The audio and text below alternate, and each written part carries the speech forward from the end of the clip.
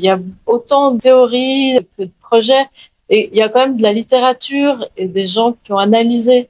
Et je pense à Diana Leaf, une journaliste américaine qui a essayé justement d'analyser pourquoi est-ce qu'il y avait 90 ou 90% des projets qui n'aboutissaient pas, et qu'est-ce qui fait que ceux qui arrivent à se pérenniser. Elle a fait une production et une analyse sur les conditions de réussite ou d'échec des tentatives d'habitat communautaire.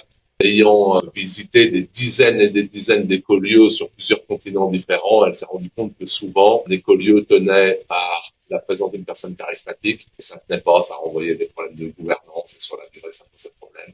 Et que les seuls, presque, écolieux qui tenaient vraiment sur la durée, il y avait une raison, un motif supérieur, et 9 fois sur 10 dans le champ éducatif, l'école, quelque chose qui transcende les égaux, qui a une valeur, des projets d'ordre agricole ou des choses comme ça, mais souvent c'est l'éducation. Définir le monde dans lequel on veut vivre. Ensuite, définir la raison d'être de ce lieu précisément. Quel est l'objectif de ce lieu, de ce projet? Concrètement, on va faire ça, on va faire un potager, on va faire une école, on va faire, voilà, on décline. Et puis après, les valeurs aussi, c'est très important. La coopération, l'entraide, etc. On passe par une sorte de séance, des séances d'information qui sont obligatoires, qui sont obligés de venir à la première assemblée générale. Donc les assemblées générales, c'est génial, on a beaucoup de monde, typiquement 300 personnes. Donc ouais, c'est comme ça qu'on fait. Et ça, on a fait ça depuis le début et on est content de ce fonctionnement et on continue. Tous les membres, en fait, ils signent une charte aussi, symboliquement. Donc on a la charte des valeurs. Il dit voilà, si vous adhérez, en fait c'est ça qui sélectionne, si vous adhérez à notre charte des valeurs, vous êtes bienvenus dans notre coopérative. Genève, qui construit des immeubles et qui s'implique notamment dans plusieurs écoquartiers. Et on s'est jamais nommé écolieu ou éco-village, mais quand je lis les critères, on est finalement assez proche de la philosophie. Bon, c'est pour ça que je suis là.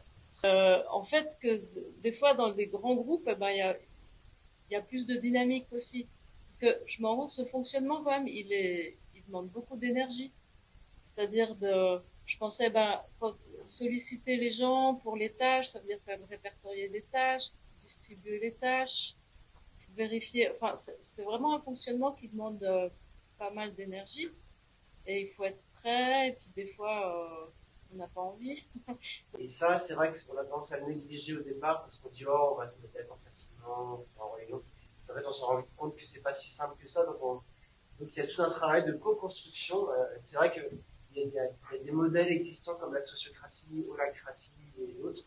Mais en fait, petit à petit, on se rend compte qu'il n'y a aucun modèle qui est universel et que de toute façon, il faudra piocher un peu dans différentes méthodes pour créer sa propre gouvernance qui correspondra à notre culture, nos valeurs. Donc, en fait, et puis d'illustrer, parce qu'effectivement, des fois, il y a des mots comme la liberté, on est tous d'accord, mais après, c'est comment ça s'incarne, en fait, est-ce qu'on est d'accord sur la définition. Et puis après, définir aussi le mode de fonctionnement, la gouvernance dont on parlait. En fait, tous ces éléments doivent être vraiment rédigés, écrits sur papier, vraiment.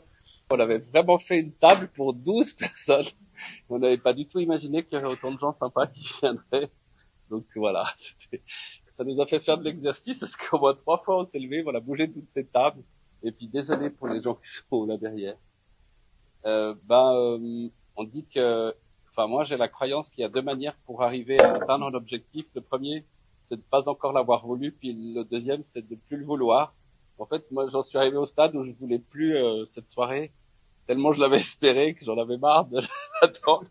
Donc voilà, moi je me suis impliqué beaucoup pour les réseaux parce que j'y crois, je sais pas, c'est dans ma nature. Et puis je fais partie du démarrage de plein de lieux et j'ai la chance d'habiter justement dans des lieux où il y a aussi Thanassis, Françoise et d'aller voir des lieux voilà, ça m'a beaucoup touché, c'est un truc d'actualité, mais je disais en fait que les gens qui vivent longtemps, c'est des gens qui dansent entre eux, qui font des projets sociaux, qui font leur jardin, qui ils vivent naturellement jusqu'à 100 ans pour ce genre de motif. Que ce soit habitat ou bien activité, la première année, c'est souvent super. C'est un peu comme une relation amoureuse où tout va bien et tout.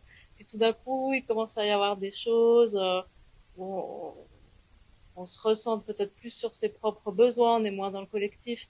Puis là, il faut commencer à mettre des règles et puis mieux définir les choses. C'est vrai que ça dépend, c'est quoi ce genre de projet. Est-ce que c'est voué à être pérennisé, ou bien c'est un moment de sa vie, on partage des choses, puis après on va ailleurs, et puis la vie continue, puis voilà, c'est pas forcément un échec. C'est, Ouais, c'est intéressant parce que on s'est posé la question depuis le début. En fait, on a un petit groupe au début, on rêve, on veut faire un immeuble, enfin, on parle souvent d'immeuble de village. Et du coup, voilà. Au début, c'est des copains, on est des idéalistes, on fait notre projet, ça marche super bien, on habite notre immeuble et puis ça fait envie à beaucoup de gens qui viennent nous voir. On se dit, mais comment on fait? Et je ne sais pas pourquoi, nous, on s'est dit, on va jamais exclure quelqu'un. Moi, je venais voilà, c'est mon histoire où j'ai enseigné avec des élèves en grande difficulté, puis des pédagogues, des psychologues nous disaient, faut pas exclure ces élèves, pour que personne ne puisse être exclu parce qu'ils sont exclus de partout, donc vous devez essayer de pas les exclure.